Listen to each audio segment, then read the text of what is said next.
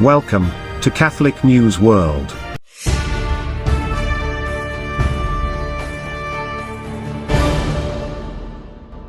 Welcome to Catholic News World. Please subscribe to our channel. My name is Steph. Here are this week's breaking news headlines. A Catholic priest died after an attack at a Catholic church rectory in Nebraska, USA. Father Stephen Gutzel, age 65, was assaulted during an invasion at the rectory of St. John the Baptist Parish in Fort Calhoun early Sunday morning, the Archdiocese of Omaha said in a statement. An assailant stabbed a Nebraska priest to death on December 10 in the 100th attack on a Catholic church this year. Father Gutzel was taken to Nebraska Medicine in Omaha, where he died of his injuries. The Washington County Sheriff's Office is investigating. Archbishop George Lucas asks everyone to join in prayer for the repose of Father Gutzel, for his family and for the St. John the Baptist Parish community in this tragic time, said the Archdiocese statement. Authorities arrested Kier Williams, 43, of Sioux City, Iowa, as a suspect in the attack and fatal stabbing. He is known to police as a repeat offender against possibly random targets. Formerly, the victim, Father Gutzel, had been the subject of local controversies and once admitted to a large-scale financial theft from his previous parish. According to The Pillar, in February 2007, the priest was arrested and charged with stealing more than $125,000 over 3 years from another Omaha parish where he served. Gutzel admitted to stealing the money and was given 5 years probation. According to Sheriff Mike Robinson of Washington County, Nebraska, Williams, the suspect, has been arrested on homicide and use of a weapon to commit a felony. The sheriff said the attack happened around 5 a.m. Deputies received a 911 call about an attempted break-in at St. John the Baptist Catholic Church, KTV continued. Within minutes, deputies arrived and found William inside the church's rectory along with the priest, added the report. Father Gutzel had been stabbed, according to the sheriff. Father Gutzel has been here 11 years, and I thought he was a very holy man, said St. John the Baptist parishioner Mike Fitzgerald. Please pray for the repose of his soul. Archbishop Sorrentino, of Assisi, Italy, opened its march for a ceasefire in Gaza to stop the massacres so that the world can hear the cries of the children. Vatican News reported that there was a ceasefire march in Assisi, the birthplace of St. Francis. The necessity of a ceasefire in Gaza was the focus of the Peace March in Assisi. The extraordinary march took place on Sunday, December 10, to demand an end to the massacres in Gaza. About 5,000 people from all over Italy participated in the march, along with representatives of church groups, as well as political, social and trade union parties. The march began behind a large banner that read, "Let's stop the massacres." A group of march participants also raised a banner with human rights written on it, to emphasize respect for them on the 75th anniversary of the issuance of the Universal Declaration of Human Rights. Archbishop of Assisi, Bishop Domenico Sorrentino, opened the march, reminding us that commitment to peace is something that concerns everyone, which also includes the need to exert pressure on a policy that, he said, often seems wrong. During the opening, the Archbishop returned to the words of Pope Francis on Sunday morning after reciting the Angelus prayer, when he stressed that affirming human rights is not achieved by slogans, but by concrete actions. At the end of the march, there was a speech by Father Ibrahim Faltas, Deputy Custodian of the Holy Land, during which he gave testimony to the tragedy taking place in Gaza. He referred to the situation in Bethlehem, where a Christmas celebration marked by pain and suffering is expected. The Patriarchate has stated that due to the war, there will be no Christmas festivities, only prayer and liturgies. Father Ibrahim stressed that there is a need for a great commitment by everyone, so that the powerful of the world can hear our cries, and the cries of large numbers of children so that they will decide to impose an immediate ceasefire.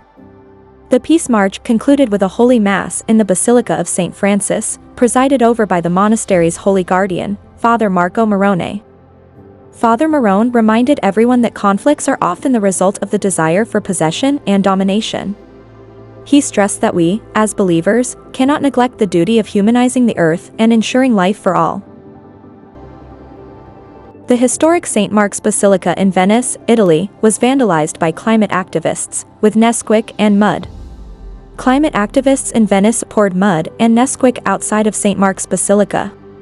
Reportedly, it was considered a form of peaceful protest. They cited the threat of rising sea levels on Venice, the mudslides that have destroyed Italian communities. The Last Generation movement are calling for a €20 billion reparation fund to compensate Italians for climate-related damage. The activists were detained by police. The mayor of Venice was quoted by the city's Facebook page saying, "St. Mark's Basilica was defaced." This morning, the blitz of climate activists who smeared the outside of the Basilica of St. Mark in Venice appears to have been done with liquid mixed with mud. Luigi Brugnero continued, "Enough is enough. It is legitimate to express your dissent, but always respecting the law and our cultural and religious heritage. Our city takes concrete actions to protect the environment. Vandalism is certainly not the correct method to find solutions." Pope Francis said, "No to weapons, yes, to peace," and he renewed his appeal for a ceasefire between Israel and Gaza.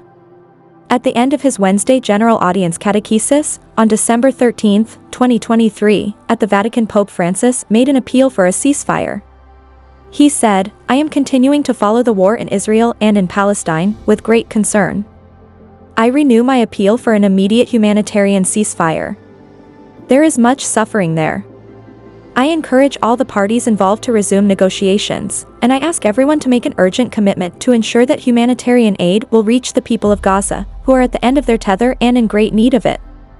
The Pope continued, "May all the hostages be freed. They had seen some hope in the recent truce. May the enormous suffering of the Israelis and the Palestinians end. Please, no to weapons, yes, to peace." In addition to this appeal by Pope Francis, a coalition of churches renewed their call for a ceasefire. Gaza's death toll from Israeli attacks is over 18,400, including nearly 8,000 children, according to the government media office. The Israeli death toll in the Hamas attack stood at 1,200, according to official figures. Churches for Middle East Peace, a coalition of more than 30 national church communions and organizations, including Catholic, Orthodox, Protestant, and evangelical traditions, also repeated calls for an immediate ceasefire. In their latest press release, they noted that on December 8, the United States vetoed a United Nations Security Council draft resolution, co-sponsored by 97 member states, calling for an immediate ceasefire in Gaza in response to the UN General Secretary's invocation of Article 99 of the UN Charter. The US was the only country to veto. Article 99 allows for the General Secretary to inform the Council of matters he believes threaten international peace and security. Aside from the United Kingdom, which abstained, all other members of the Security Council voted in favor. The Churches for Middle East Peace wrote that they strongly denounced the United States' persistent and shameful opposition to a comprehensive ceasefire.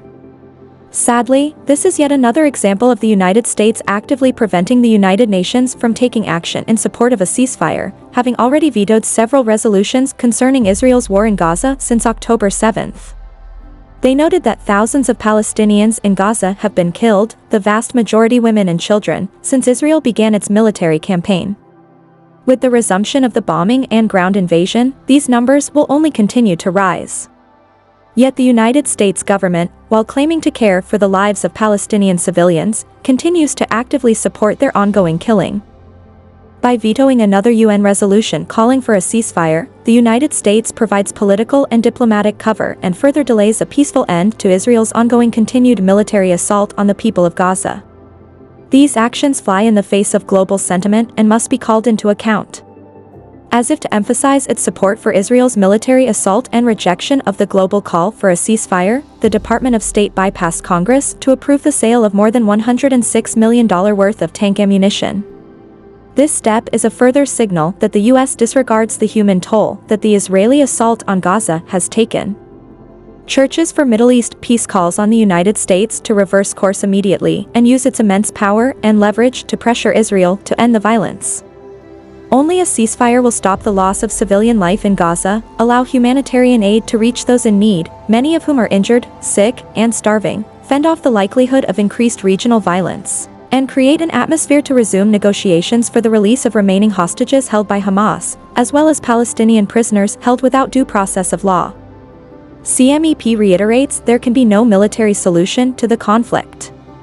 As the General Assembly convenes for further debate, the United States must end its opposition to a ceasefire and support the United Nations taking meaningful action to end the ongoing loss of civilian life in Israel/Palestine and to avoid greater calamity by upholding its responsibility as a signatory to the Convention on the Prevention and Punishment of the Crime of Genocide. Otherwise, the United States will continue to be complicit in the ongoing killing of thousands of civilians, including children, in Gaza, their statement said. Watch our programme every Friday at 7:30 p.m. Thanks for watching. Please subscribe to Catholic News World channel. God bless.